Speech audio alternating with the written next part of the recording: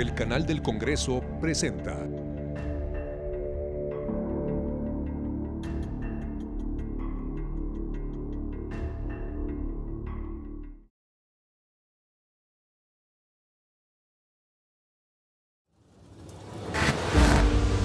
Bienvenidos a Vértice Internacional, soy Rina Musali, qué gusto saber que me acompañan en este programa que analiza las claves de la política internacional y regional. El día de hoy una cita importantísima, revisar en este programa la 9ª Cumbre de las Américas que tiene lugar en Los Ángeles, a propósito de establecer el proyecto de trabajo para enfrentar los grandes desafíos hemisféricos y regionales. Una cita en donde nos preguntamos sobre el estado de las relaciones entre Estados Unidos y América Latina, las grandes fallas del presidente de Estados Unidos Joe Biden hacia América Latina, el alivio de las sanciones a Cuba y a Nicaragua. Nos preguntamos sobre los países ausentes y los países asistentes a esta 9ª cumbre, así como la agenda de temas que ha acaparado y ha robado la atención de la prensa internacional. Por favor, les pido que me acompañen.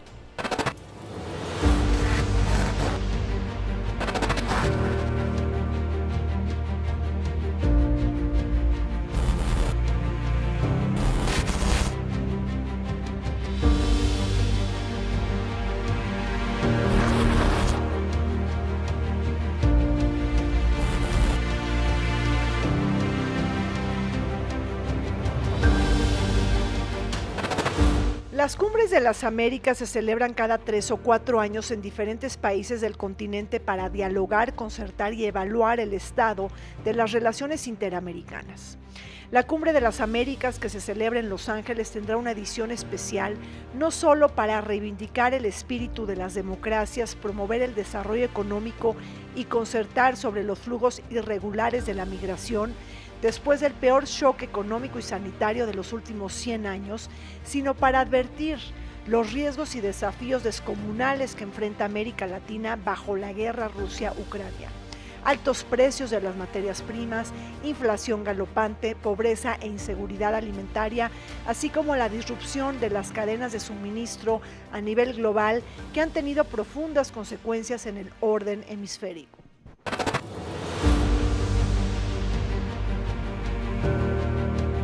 Los Ángeles es la sede de la 9ª Cumbre de las Américas, la máxima cita diplomática del continente que se celebra bajo el gobierno de Joe Biden y su intento de revitalizar las relaciones hemisféricas cuando se vive la guerra Rusia-Ucrania y cuando hay una expectativa electoral por las elecciones intermedias de Estados Unidos en noviembre de este año. Para hablar de este importante tema nos acompañan desde la sala de lectura Ana María Buriano Castro, la Biblioteca Capilla del Instituto Mora, el embajador Ernesto Campos Tenorio, exdirector para América Latina de la Cancillería Mexicana. Bienvenido, embajador. Muchas gracias. Nos acompaña Pía Taracena Gut, ella es analista internacional y asociada del COMEXI. Hola, ¿qué tal? Mucho gusto, qué gusto estar aquí. Gracias, Pía. Y nos acompaña también la doctora Aribel Contreras, ella es coordinadora de negocios globales de la Universidad Iberoamericana y también analista internacional. Rina, un gusto y que voy a poder compartir con ustedes. Pues empecemos con un tema muy polémico, embajador, una cumbre que ha generado un alto voltaje, por así decirlo, en donde se han desnudado las diferencias en las Américas. Y la primera pregunta es, ¿podemos hablar de las Américas como tal o hay una visión distinta? Es decir, no es lo mismo hablar de América del Norte que América Central, que América del Sur, que el Caribe. El Caribe también está presente en esta cumbre. Embajador. Bueno, muchas gracias por la invitación, es un gusto estar aquí con ustedes. Me parece que primero sí hay varias Américas, hay históricamente así ha sido, los vecinos del norte, es decir, Estados Unidos y Canadá, pues tienen sus particularidades, los caribeños, sobre todo el Caribe anglófono también tiene sus propias particularidades, Mesoamérica, Centroamérica y México también lo tiene, y América del Sur. Entonces sí podemos hablar de las Américas, históricamente, culturalmente, en fin. Hay diferencias de matiz quizás, A los latinoamericanos nos une pues este sentido de pertenencia a una región. Al mismo tiempo que hay estas diferencias, también tenemos un sentido de pertenencia a una región. Nos une un pasado colonial, nos une un idioma, quizás el tema de Brasil es un poquito diferente, pero bueno, nos une un movimiento de independencia común en la misma región. En fin, hay una serie de antecedentes históricos que hablan de las Américas, pero también de una sola región, claro, que es de un solo hemisferio, ¿no? Claro. Pertenecemos todos a un continente. Sí, embajador, ¿de verdad hay una identidad hemisférica común o caminamos con una brújula colectiva que no existe? No sé. Yo creo que en términos de identidad es un poco complejo porque desgraciadamente se atravesaron las ideologías y creo que la identidad es más bien las ideologías que una identidad como latinoamericanos en el caso de nuestro hemisferio, ¿no? Creo que eso ha repercutido, si de por sí ya el sentimiento de unión hispanoamericana y luego interamericana fue difícil a lo largo del 19 y del 20, además con esta división, por ejemplo, que estamos viviendo hoy en día, hay una vuelta a los gobiernos de izquierda en América Latina, pero sí se nota una división ideológica muy fuerte, por todos los contextos, además también de otras influencias, no solo de las ultraizquierdas, sino también de las ultraderechas. Entonces el continente se ha dividido más por la ideología que en realidad por un sentimiento latinoamericano común, que ese ha sido más difícil que se concrete y lo podemos rastrear desde el siglo XIX. No me voy a ir tan ahí, pero sí es complejo. Aribel. Claro, Rina, y sumando a lo que atinadamente el embajador y Pía han comentado, importante resaltar que esta cumbre se da cuando entendemos la intención de Estados Unidos en la época de Bill Clinton, pues esta visión de integrar un área de libre comercio en las Américas como intención era válida y era interesante, pero me parece que era ya una muerte anunciada. Es decir, a lo largo de estos 26 años únicamente se han dado 8 cumbres. Ahorita estamos viviendo la 9ª. Sin embargo, cuando analizamos los resultados concretos, cuando vemos qué se ha hecho a la luz de este marco, de este foro y de este espacio, me queda el cuestionamiento de que en realidad no ha sido un espacio donde todas las voces tengan voz, no ha sido un espacio plural y donde al contrario pareciera que ahorita estamos viviendo una cumbre, pero a modo y a conveniencia de Estados Unidos, es decir, es una cumbre que se da porque lo necesita Estados Unidos por la coyuntura de tiempos de elecciones intermedias, o en realidad es una cumbre donde busca Estados Unidos apoyar y ser, no tanto el gran hermano, pero sí hacer un foro donde se escuchen las voces y en realidad lo que decía su página de internet de la Cumbre de las Américas, de que es un espacio para reactivar la economía, eliminación de la pobreza, combatir el cambio climático. Yo digo, pues es una cumbre realmente de Joe Biden. Sí, ahora, cuando hablamos de Joe Biden, me parece, embajador, importantísimo señalar que ha habido una ausencia de Joe Biden en la región. Si nosotros revisamos las visitas a nuestros países, no ha visitado la región en 1 año y medio, ha estado con una mirada estratégica por supuesto, en la guerra Rusia-Ucrania. Es decir, hay un desdén, hay un descuido, hay una falta de interés de Washington hacia lo que pasa en América Latina. Bueno, efectivamente, me parece que incluso el gobierno de Trump tampoco lo hizo. La única visita que hizo a América Latina durante sus 4 años fue a la cumbre del G20 de Argentina. Pero también hay que entender que pues, esta presidencia de Biden se da en el contexto de la pandemia. Entonces tampoco es fácil, hay que entender que tampoco era fácil en algún momento viajar a otro país. De hecho, los contactos entre los mandatarios tan comunes hace tan solo unos años, ahora son muy contados, ¿no?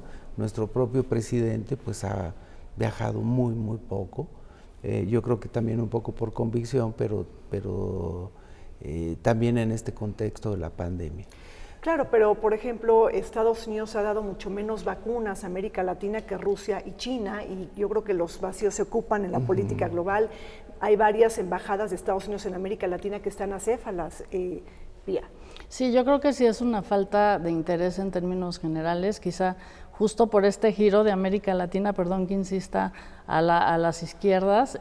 Yo creo que sí tiene que ver este tema de la ideología, por eso es tan importante en esta división. Sí está el presidente Joe Biden muy distraído, porque bueno, sí no ha viajado mucho, pero acaba de ir a Japón, ¿no? Por ejemplo, y a Corea del Sur. Entonces ahí sí ves las prioridades muy claramente, y ha mandado a la región, inclusive a México, pues como los segundos a bordo, para que saquen la relación con la región adelante. Creo que esto es importante, aunque en la semana pasada sí tuvo gestos como de acercamiento, porque le llamó, por ejemplo, por teléfono al presidente Fernández de Argentina para invitarlo a la cumbre, y sí lo convenció, porque finalmente pues el presidente asiste a la cumbre, ¿no? Entonces, pero sí creo que falta esta digamos, presencia más fuerte de Estados Unidos, que no es nueva, como decía el embajador también. Obama tendió algunos puentes, porque tendió puentes con Cuba, pero si analizamos los últimos tiempos, no ha habido este acercamiento a América Latina, la han dejado, digamos, caminar sola. Y parece un poco un diálogo de locos, porque entonces, ¿qué queremos? ¿Más intervención de Estados Unidos o que nos dejen más solos hacer? Si no nos hacen caso, pues ya es que no nos están haciendo caso. Entonces, creo que también hay que contextualizar que sí, entre los problemas del terrorismo, la pandemia y ahora la guerra, pues obviamente Estados Unidos sí ha estado un poco distraído de la región. Pero además 40,000 millones de dólares a Ucrania, Aribel, y 4,000 millones a Centroamérica, que fueron prometidos para enfrentar toda la crisis humanitaria en Centroamérica y que no han sido aprobados ni siquiera por el Capitolio. También ahí se deja ver la falta de interés. Y también se deja ver las prioridades de Washington, es decir, desde la Casa Blanca se trazan rutas donde nos quedó muy claro desde el año pasado que América Latina no era, ni es, ni será prioridad para Estados Unidos, cosa que me parece muy desatinado, porque ante los grandes boquetes abiertos que tiene Joe Biden ahorita en su política exterior, lo que menos necesita es abrir uno más, y me parece un esfuerzo que debería de aprovechar la coyuntura para decir, aquí está Estados Unidos, veamos cómo podemos resolver el tema de migración, la reactivación de la economía ante la afectación por la guerra de Rusia, veamos cómo Brasil, Argentina, Chile pueden sumarse a cadenas de suministro, no solo industriales, sino también alimentarias, donde ahorita Ucrania y Rusia no pueden ser los proveedores tradicionales desde el fertilizante, como ahora se ha convertido el oro negro, pero también de los granos, donde Brasil y Argentina son interesantes jugadores, pero me parece que ahí se está perdiendo una gran área de oportunidad por parte de Estados Unidos para integrar verdaderamente la región ante la coyuntura actual, Rina. Un choque de trenes, embajador. Sí, bueno, que nada más quisiera abonar un poquito más al tema. La verdad es que lamentablemente Estados Unidos, después de que se acaba el conflicto armado en América Central, pues abandona la región. Es muy lamentable, pero por ejemplo en Costa Rica, la oficina de la Agencia de Cooperación de Estados Unidos, pues fue regalada al gobierno costarricense porque ya no había cooperación. En los años 90 se le entregó al gobierno costarricense. Hoy creo que es el Ministerio de Justicia o de alguna entidad gubernamental de allá. Y la verdad es que Estados Unidos abandonó, a partir de la caída del muro de Berlín, de la paz en Centroamérica, abandonó la región y no ha hecho mayor cosa sobre esto, y creo que, como lo decía hoy en una nota de prensa, pues está pagando esta cumbre las consecuencias de esto. Claro. Y además la está pagando con los vacíos geopolíticos que ocupan China y Rusia. Sí, claro, esa es una presión que no parece que Estados Unidos esté tomando en cuenta, porque no abona a que tenga mayor presencia en la región. Yo creo que justo el presidente Joe Biden estaba esperando esta cumbre para realmente encaminar los temas importantes de la región, como ya se han mencionado aquí, sobre todo pues aterrizando el tema a la migración, que es el tema que más preocupa en la región, porque no es solo la migración hacia Estados Unidos, sino que eso implica toda una cadena de movilidad de personas que afecta a mucho más países y no solo a México, ¿no? Entonces, yo sí creo que Estados Unidos, supongo que sí tienen los diagnósticos, eso lo deben de tener como muy claro, pero creo que ha sido más selectivo en los últimos tiempos y ahí podemos tal vez ver una como cierta continuidad entre Trump y Biden para elegir qué zonas son las importantes. Porque si hablamos de China en América Latina, ¿qué es más importante? ¿China en América Latina con su intervención, digamos, económica, o China en Asia-Pacífico con sus problemas de seguridad? Y le están apostando más, obviamente, a China en Asia-Pacífico por los problemas de seguridad que la relación económica relativa que pueda tener China o de desarrollo que pueda tener China en América Latina. Lo que pasa es que entonces eso ha profundizado desde un discurso, sobre todo de izquierda, un anti-norteamericanismo añejo, que es muy sorprendente que surja hoy en día y que se siente fuerte, claro, porque no dependo económicamente de Estados Unidos y no tengo otras opciones, ¿no? Entonces hay una combinación ideológica de otra época con una realidad que ha redundado entonces en toda este boicot de los latinoamericanos a Joe Biden y pues a la cumbre también de alguna manera. Yo creo que están acabando todos presentes de alguna manera u otra, porque sí creo que se debe de aprovechar este espacio para realmente resolver, entre comillas, los problemas de la región. La migración es un problema muy grande y la verdad sí hay que sentarse a trabajar. Pero además, en América Latina, Aribel, está muy mal parada la imagen pública de Estados Unidos. Si vemos las encuestas de lo que piensan, embajador, los latinoamericanos de Estados Unidos, está creciendo el antiamericanismo y hay una opinión pública desfavorable. Y además hay que sumarle que la popularidad de Joe Biden cada vez está más para abajo, está llegando a niveles que desde la época, yo creo que de la Segunda Guerra Mundial, no se veía en un mandatario en este mismo periodo de su gestión y donde en este choque de trenes que tú decías, pues ya se veía venir, ¿no? Es decir, el año pasado la diplomacia de las vacunas, me parece que China y Rusia hicieron una extraordinaria labor, no solo en la región de América Latina, sino en el mundo. Y cuando Joe Biden tenía la oportunidad de oro, de utilizar este oro líquido que es la vacuna contra la COVID, con diferentes marcas de laboratorios, lo que hizo fue únicamente cubrir primero su población y después estar, digamos, viendo por dónde llenaba las dosis. Pero ahora, en época de guerra, nuevamente se desfocaliza Estados Unidos en la región. Ahorita su prioridad parece que nada más es Ucrania para darle batalla a Rusia. Y su viaje a Asia es para darle batalla a China. Pero entonces aquí es donde la región cada vez se queda más descobijada, más olvidada, y cuando uno analiza las cifras comerciales, el principal socio de América Latina antes era Estados Unidos, pero ahora China lo está desplazando, claro, y el comercio intrarregional ya no es tan intensivo como en el pasado.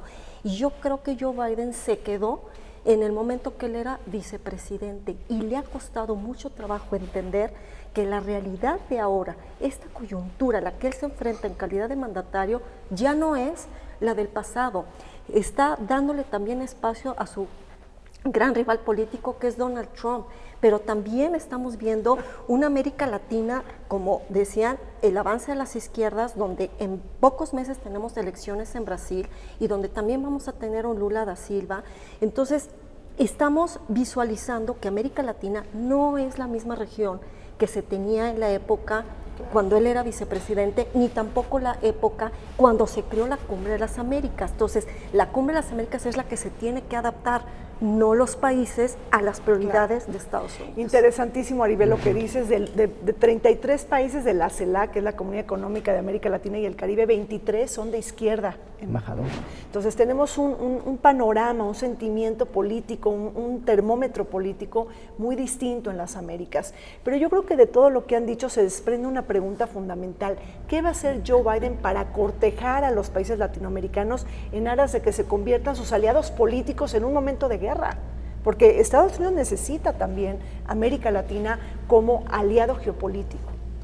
Bueno, lo primero que tiene que hacer es hacerles caso, ¿no? O sea, poner atención en la región. Esta cuestión de que no hay embajadores en varios países, pues es una muestra nada más de la, pues de la poca importancia que muestra Estados Unidos hacia la región. Y esto, pues, lo que está sucediendo ahorita con la cumbre, pues no es más que la consecuencia de esta falta de atención de los Estados Unidos a la región. Hay cosas muy específicas, y yo siempre digo que en los detalles está el diablo, ¿no? Sí. En la cumbre del 18, cuando se invita a Cuba, pues se dice que como Cuba no firmó o no participó en la cumbre de Quebec, donde se da la cláusula democrática de la cumbre de las Américas, pues por eso puede estar Cuba sin ningún problema. Y al mismo tiempo, en ese momento, se suspendió la participación de Venezuela. El tema es que sí se hicieron consultas en ese momento. Ahora Estados Unidos no ha hecho las consultas. Y eso creo que es un error, porque muestra pues cierto desdén a escuchar la opinión de los países de América Latina. Probablemente, o sea, Estados Unidos no tiene la facultad de decir quiénes van o quiénes participan en la cumbre. Tiene que ser un periodo de consultas para esto, y no una decisión unilateral. Y eso es un error que muestra de la operación política de la de operación. Biden. Me llama la atención porque Estados Unidos tiene diplomáticos muy capaces y muy conocidos que conocen muy bien la región. Su subsecretario para Asuntos Hemisféricos, Brian Nichols, fue embajador en Perú, estuvo en la misión, en la embajada de Estados Unidos en México. En fin, es un hombre que conoce bien la región, y sí me llama la atención de que no hayan hecho este tipo de consultas. A lo mejor porque 23 países de la CELAC no iban a estar de acuerdo, pero bueno, posiblemente sea eso. Bueno, pues así es, no existe un ambiente entusiasta para revitalizar las relaciones hemisféricas en esta 9ª cumbre de las Américas que tiene lugar en Los Ángeles. Vamos a un corte, regresamos.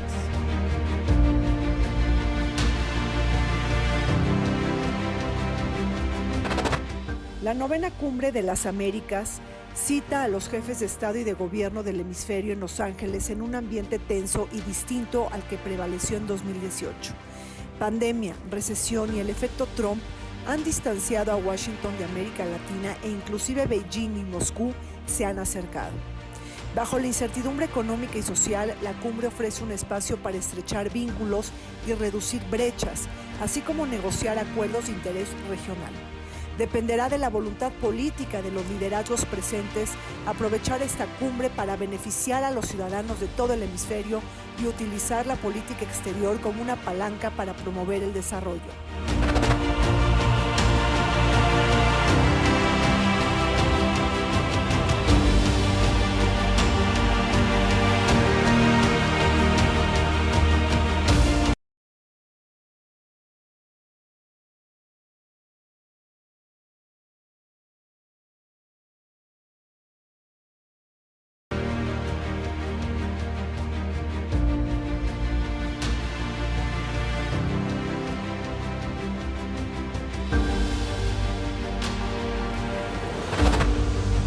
Hace 6 años se celebró la histórica Cumbre de las Américas en Panamá, donde privó un sentimiento prometedor y entusiasta alrededor de las relaciones hemisféricas.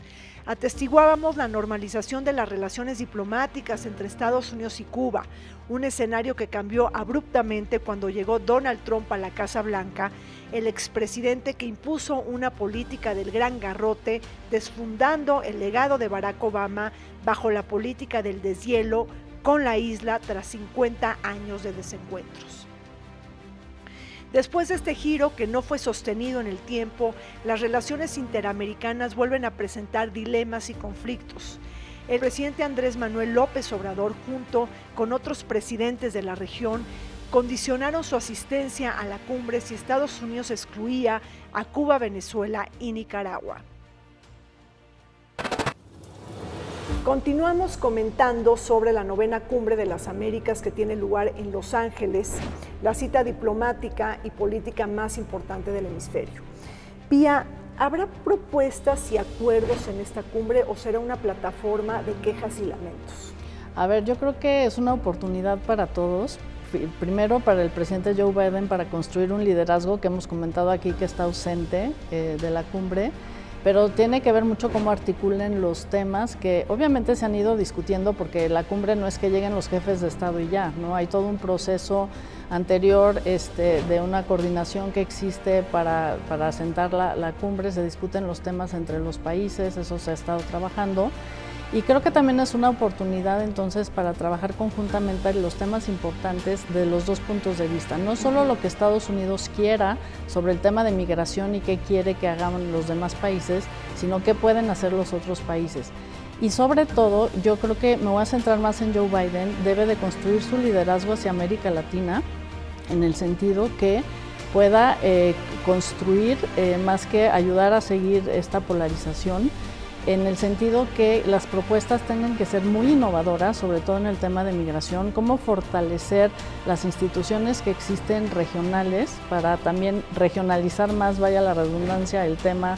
Yo me quiero centrar más en el de migración, por ejemplo, para que los países puedan, no solo con esta propuesta de $4 millones a la región para que la gente no migre, sino fortalecer todo tipo de estructuras institucionales para atender a una realidad que es la movilidad de las personas que yo decía, los refugiados, cómo los están atendiendo en los países, ¿no?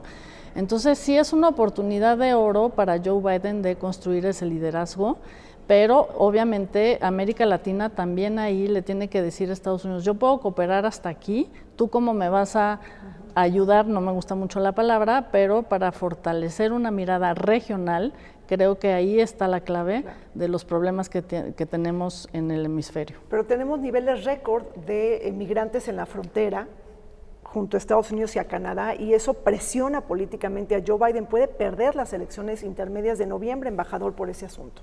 Bueno, sí, desde luego que hay que tener en cuenta la situación electoral en los Estados Unidos, y el tema migratorio pues es uno de los temas importantes.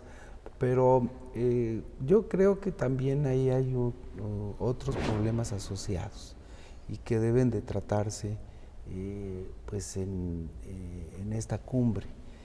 Primero hay que ver el tema de seguridad, hay que ver el tema de la salud, hay que ver el tema de las energías limpias, del desarrollo sustentable, en fin, hay una serie de temas que están vinculados todos entre sí, que hay que atender en esta cumbre. Este es el lugar y este es el momento.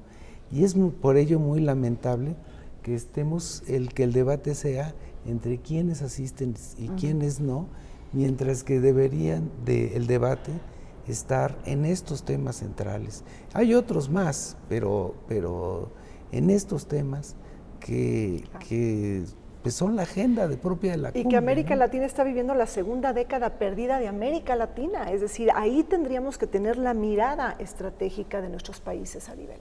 Totalmente de acuerdo contigo, Rina, porque me parece importante resaltar, y nuevamente toco el tema pues del comercio. Una recuperación económica, hablar de construir un futuro próspero, equitativo y resiliente, que es el lema de esta cumbre, no se puede traducir en acciones concretas si no visualizamos que en realidad debe de avanzar cómo es que América Latina puede integrarse a través de las cadenas de suministro, pero también debe avanzar en ver cómo puede poco a poco ir dándole una nueva cara e ir reconfigurando la forma como está estructurado el comercio de toda la región. Claro. Y que de ahí entonces es cuando hablamos tanto de si se está contraponiendo la política tan proteccionista de Joe Biden con lo que por el otro lado en otras regiones viene haciendo, ¿no? Como este marco para la prosperidad económica en la región Indo-Pacífico. Pero entonces América Latina dice, bueno, y entonces a mí cuando me toca o cuando volteas a verme, y no por una cuestión de ayuda asistencialista económica, sino una manera verdaderamente real de sentar las bases para un desarrollo y un crecimiento económico en la región, de tal manera que sí se puede hablar de construir un futuro equitativo y no tan desigual como se ha Pero a ver, realizado. Aribel, aquí creo que algo muy interesante es el tema del comercio, porque justamente Joe Biden estuvo en Corea del Sur, en Japón, hablando de un guión comercial, de un acuerdo comercial para contener a China a través del Indo-Pacífico, pero aquí en este momento, embajador, es muy importante porque ya se habla de la tendencia de producir cerca en casa, lo que se llama el nearshoring o el friendshoring, que es hacer comercio con países aliados y amigos, países que compartan principios y valores. Sí, eso es muy impresionante que la Secretaría de Comercio de Estados Unidos en Davos lo mencionó, ese concepto de friendshoring. Estábamos apenas en el nearshoring.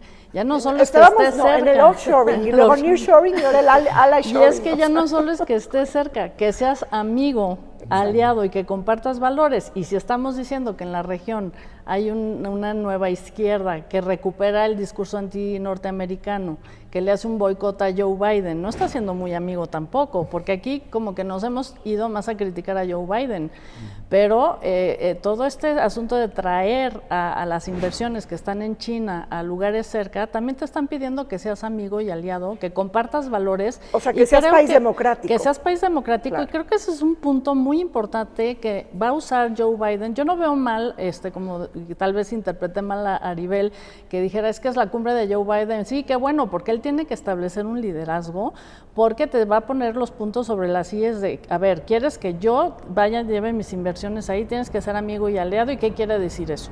Y aquí están los puntos, la democracia, los derechos humanos, todo que, la verdad, muchos de estos países de izquierda, sobre todo en el patrón del nacionalismo, populismo, no tienen como valores, hay que decirlo claramente. Y por ahí también pues hay una preocupación, ¿no? Entonces, sí falta como un poder máximo que articule mejor la relación, que siente estas diferencias de las partes para realmente aterrizar no solo estos conceptos, sino una revalorización, a ver, ¿qué queremos? ¿Hacia dónde va América Latina? ¿Queremos entonces que los americanos nos hagan caso y que traigan sus inversiones aquí? Pues ellos nos van a pedir democracia y una lucha por los derechos humanos que al menos en la narrativa ciertos países ahorita no están teniendo. Entonces sí, la división está muy fuerte, Rina. Pero entonces, embajador, ¿se está terminando el consenso en América Latina de apoyar a las democracias y de ser democracias? O sea, ¿vamos a transitar a otro consenso político? Bueno, lo que estamos viendo en América Latina, en algunos países, pues es un surgimiento del populismo, hay que decirlo. O sea, por ejemplo, lo que está sucediendo en Colombia, el resultado de la primera vuelta, pues es un populismo de derecha contra un populismo de izquierda. Y uno lo ve en las expresiones de los candidatos y francamente, pues son expresiones populistas. Por ejemplo, eso de cerrar las embajadas de Colombia en 40 países, o no sé, pues pues no es más claro. O sea, la verdad no ayuda mucho. Cerrar una embajada es muy caro y le sale más caro, ahora sí que el caldo que las albóndigas. Claro, que dejarla abierta, pero hay esta parte y creo que hay muchos gobiernos que no están compartiendo esta visión de los derechos humanos y esta visión de la democracia representativa. Hablan de la democracia participativa y eso pues es una parte fundamental de lo que está sucediendo en la región. Aribel, Joe Biden ve el mundo en una campaña frontal entre democracias y autocracias. Lo vemos todos los días con el tema de Rusia-Ucrania. Esto también está llegando en América Latina. Joe Biden quiere su club de democracias en América Latina y los países de América Latina no tenemos un guión compartido, por así decirlo. Tenemos diferencias en términos de principios y valores. Así es, Rina, lo vimos desde la cumbre de la democracia que realizó Estados Unidos en el pasado mes de diciembre. Próximamente va a haber una cumbre de la OTAN, donde me parece importante que lo que se debe de aprender de otro tipo de cumbres es partir no de las diferencias, porque me parece que siempre va a haber diferencias, sino hay que partir de las coincidencias, porque hay problemas regionales y para poder resolverlos se necesitan soluciones regionales, pero es impensable creer que se van a poder lograr y alcanzar mientras sigamos viendo mediáticamente que de lo único que se habla es de los ausentes, de las pérdidas, de las diferencias y de la polarización. Me parece importante que entonces el diálogo también mediático sea enfocado hacia las coincidencias, que son muchas, que son las realidades diferentes de América Latina, más allá de la migración y del comercio, hay una gran cantidad de temas que tienen que ser abordados y habrá que matizar y no hacer un lado, pero sí entender que las diferencias siempre van a existir, pero a través de las coincidencias se podrá construir una agenda para las Américas. Y me parece que ahí será importante ver a qué acuerdo se llega a lo largo de estos días, que se transforme y se traduzca en acciones completas para que entonces, ahora sí, pueda avanzarse una cumbre de las Américas y entonces yo ya no tenga que decir que es cumbre de Joe Biden. Ahora, hablas de las diferencias, Aribel, pues hay una diferencia entre las Américas, es que las Américas, muchas gobernadas por la izquierda, pues han instrumentado una campaña de desprestigio hacia la OEA, la Organización de Estados Americanos, y es importante entender quién organiza esta cumbre, porque la organiza el país anfitrión junto con la OEA, y no se entiende que la OEA es una especie de secretaría técnica de la cumbre. Sí, creo que eso es muy importante, y ahorita que decía el embajador del cierre de embajadas en Colombia, nada más decir como ejemplo, Nicaragua cerró las oficinas de la OEA justo, y entonces, a ver, y ahí entra esta contradicción. Sí, es una cumbre de las Américas instaurada para los jefes de Estado que se puedan ver, pero desde el 2001 en Quebec se acordó que la OEA tenga una secretaría técnica para apoyar la memoria y apoyar la organización de la cumbre. Creo que esto es muy importante porque si se meten al organigrama de la OEA, aparece la cumbre, pero es y no es. Sí, la OEA tiene una infraestructura y una capacidad que puede ayudar a mantener, digamos, esta continuidad propia de la cumbre, porque da justo con esa capacidad, pues sí, esta infraestructura para apoyar la organización de la cumbre a través de los grupos de trabajo que se tienen y que ayudan a aterrizar, y por eso lo decía yo hace un momento, no es que se hablaba mucho si se cancelaba la cumbre de las Américas, pero ya hay un trabajo atrás previo a lo que es para la foto, que es la reunión de los jefes de Estado.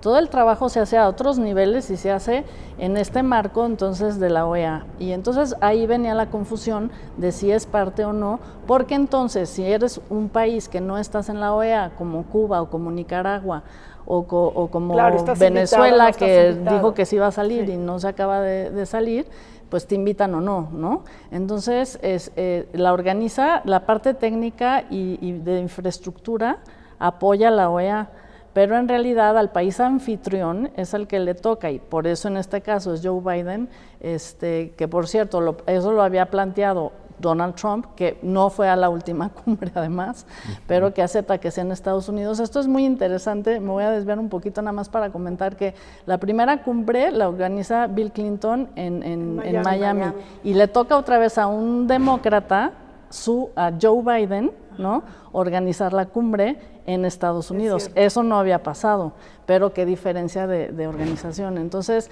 no solo es que Joe Biden no haya hecho su trabajo de hacer esta invitación previa, ya iba a empezar la cumbre y todavía ellos decían que no habían mandado todas las invitaciones, sino que además, digamos, ahí se desdibuja también un poco el trabajo de todos estos grupos de trabajo que ayudan al país anfitrión a organizar la cumbre. Entonces la OEA apoya esa organización. A ver, embajador, creo que es muy importante, hablando también de contextos, que previo a la cumbre de esta 9ª edición en las Américas, bueno, pues se alivian las sanciones a Cuba y a Venezuela por parte de Joe Biden. Y aquí la pregunta es si esto lo hace Biden como un gesto para mejorar el estado de ánimo de las relaciones hemisféricas o lo hace por objetivos profundamente domésticos e internos. Bueno, yo creo que hay una coyuntura, en el caso de Venezuela hay una coyuntura internacional que es lo que propicia este relajamiento, es decir, Venezuela pues sigue siendo gran productor de petróleo y en este momento el mundo lo que necesita es petróleo y pues toda vez que las sanciones a Rusia, que es otro gran productor de petróleo, pues impiden la compra del hidrocarburo entonces ahí en la necesidad de obtener petróleo venezolano es donde se relajan estas sanciones al régimen de Maduro. Ahora, nada más regresando al tema de la cumbre y de la OEA, es importante que la gente sepa que la Cumbre de las Américas es una reunión de presidentes, mientras que el órgano máximo o la reunión máxima de la OEA es la reunión de ministros de Relaciones Exteriores. Es decir, la cumbre pues es de funcionarios de más alto nivel que lo de la OEA, aunque la OEA tiene toda una infraestructura, tiene todas sus oficinas en Washington, donde se llevan a cabo las reuniones preparatorias de las cumbres de las Américas. Pero es un apoyo, no es que la OEA esté dictando la agenda de la cumbre de las Américas. Y bueno, sobre el tema del alivio de las sanciones a Cuba, también es por una cuestión doméstica, es decir, está presionando mucho la migración cubana en la frontera, Aribel.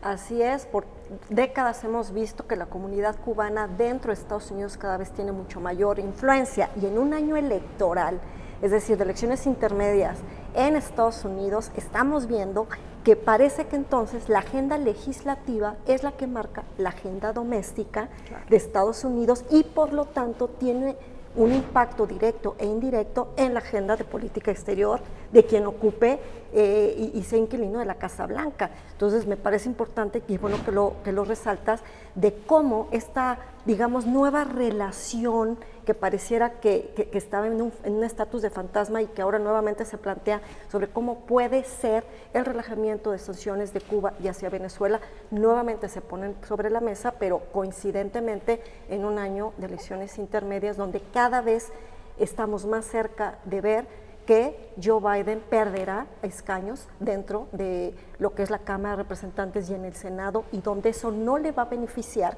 y eso hay que decírselo a tu auditorio, que eso no le va a permitir a Joe Biden tener sus últimos 2 años de gestión con todas las promesas de campaña y que puedan avanzar sus proyectos. Por eso es importante lo que va a ocurrir el 8 de noviembre en Estados Unidos y por eso es importante ver cómo esta cumbre le pudiera abonar capital político para sus últimos años de mandato, porque si no el año 2024 será sumamente catastrófico para los demócratas. Bueno, pues vamos un corte, regresamos. No olvidemos que esta cumbre se celebra en Los Ángeles, la ciudad más grande de Estados Unidos y además la de mayor población hispana y latina. Volvemos.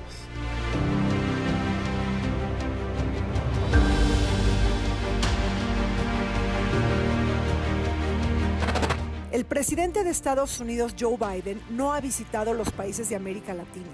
Sus giras internacionales se han concentrado en Europa y Asia, donde mantiene su mirada geopolítica y estratégica.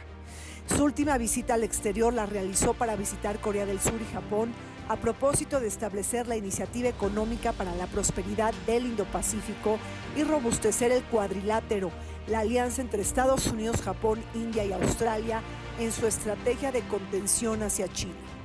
La administración Biden ha delegado sus intereses hacia la región en manos de la vicepresidenta Kamala Harris y funcionarios de alto nivel.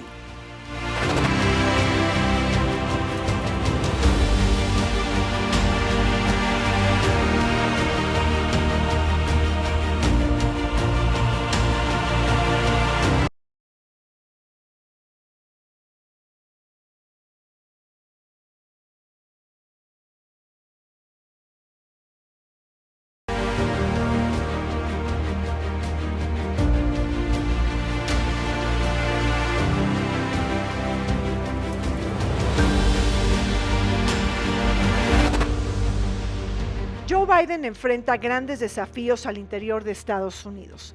Todo apunta a que el tema migratorio será clave para definir la victoria o derrota de los demócratas en el Capitolio a propósito de la celebración de las elecciones intermedias de noviembre del presente año. Sin embargo, en el marco de la guerra Rusia-Ucrania, la Cumbre de las Américas en Los Ángeles y la petición mexicana de incluir a todos los países del hemisferio, el inquilino de la Casa Blanca anunció un paquete de flexibilización de sanciones a Cuba y Venezuela.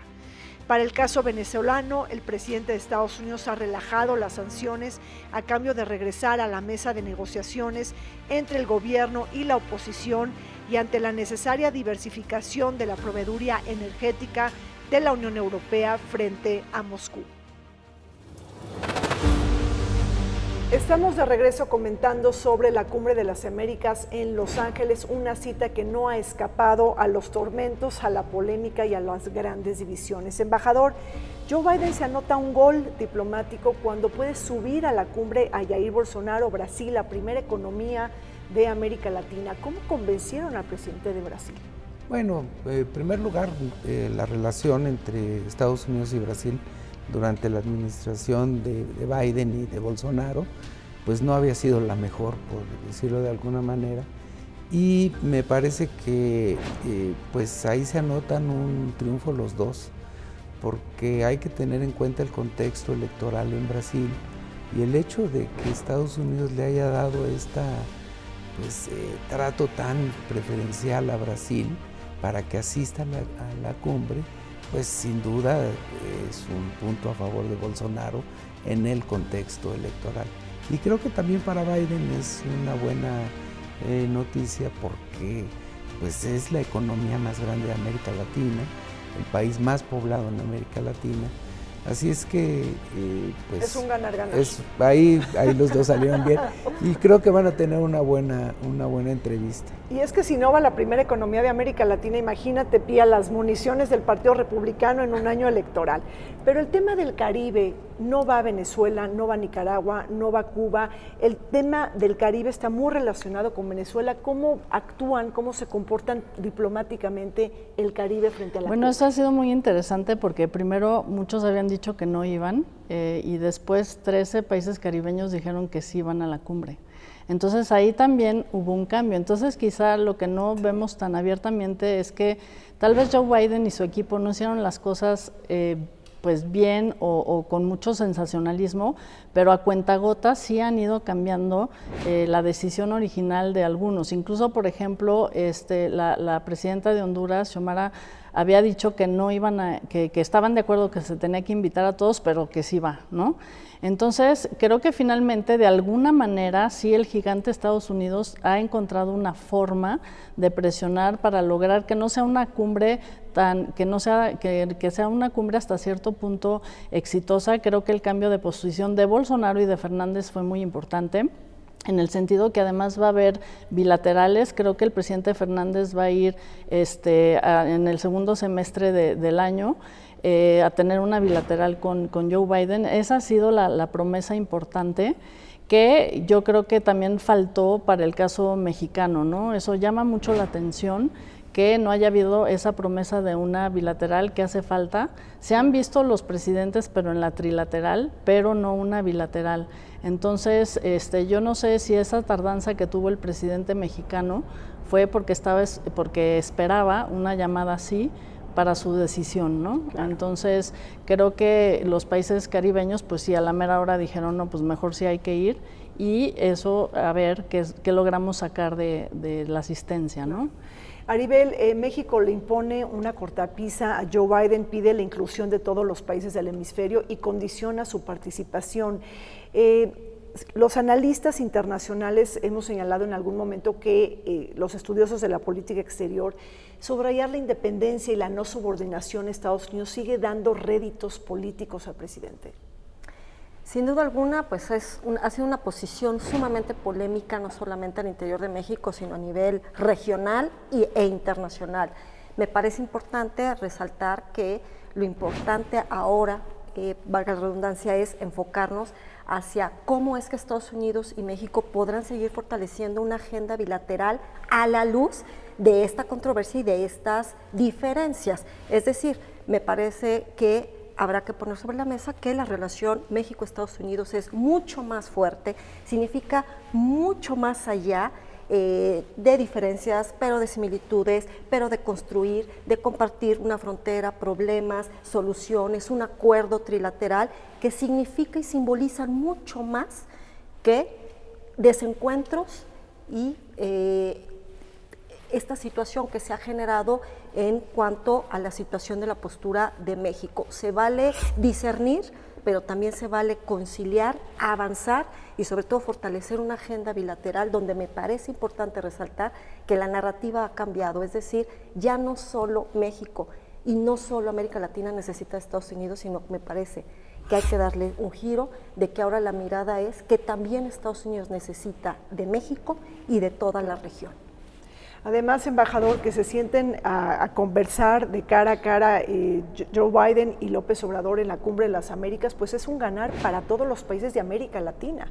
Es decir, es muy importante la interlocución de los grandes para que de alguna manera también haya mayores beneficios a los países latinoamericanos. Pues ojalá y el presidente López Obrador esté presente en la cumbre, porque no solo es la participación en este foro donde el presidente puede dar a conocer sus puntos de vista, sino también pues tiene efectos para la relación bilateral. El hecho de que por más que los funcionarios estadounidenses digan que bueno, pues que no habrá ninguna repercusión en las relaciones, sí va a haber repercusiones si no va.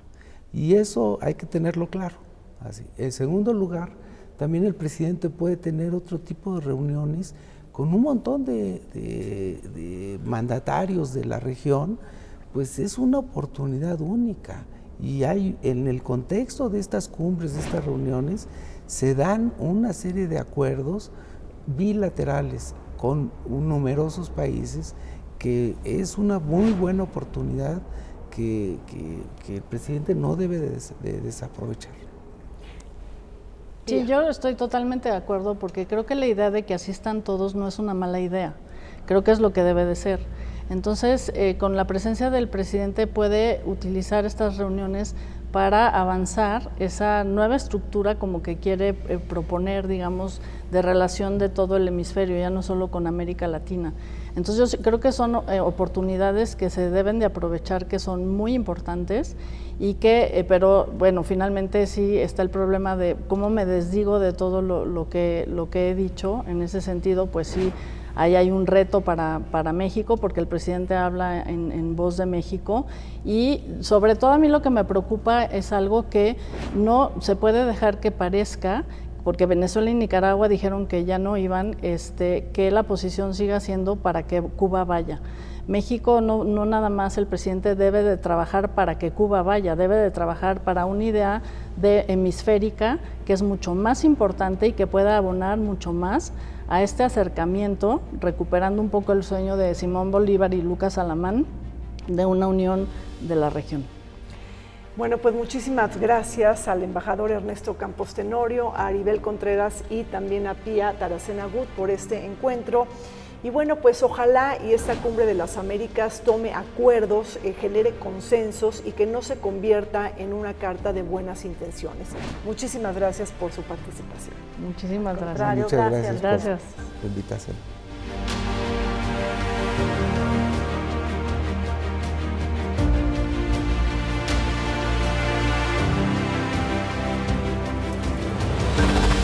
En el contexto de la 9ª Cumbre de las Américas, el presidente Joe Biden decidió relajar sanciones a Cuba y Venezuela por razones geopolíticas y de carácter doméstico. Más remesas, visas y viajes serán permitidos, lo que aliviará las tensiones en las relaciones entre Washington y La Habana. Por su parte, la Casa Blanca continuará colaborando con la petrolera estadounidense Chevron, aliviando algunas sanciones a cambio de que se reanude el diálogo entre el gobierno de Nicolás Maduro y la oposición. Se nos acabó el tiempo en Vértice Internacional. Como siempre, les pedimos que nos acompañen los martes y los sábados en este programa que analiza el acontecer mundial. Pero antes de despedirme de ustedes, me gustaría agradecer al Instituto de Investigaciones Dr. José María Luis Mora por todas las facilidades brindadas para la grabación de este programa. Hasta pronto.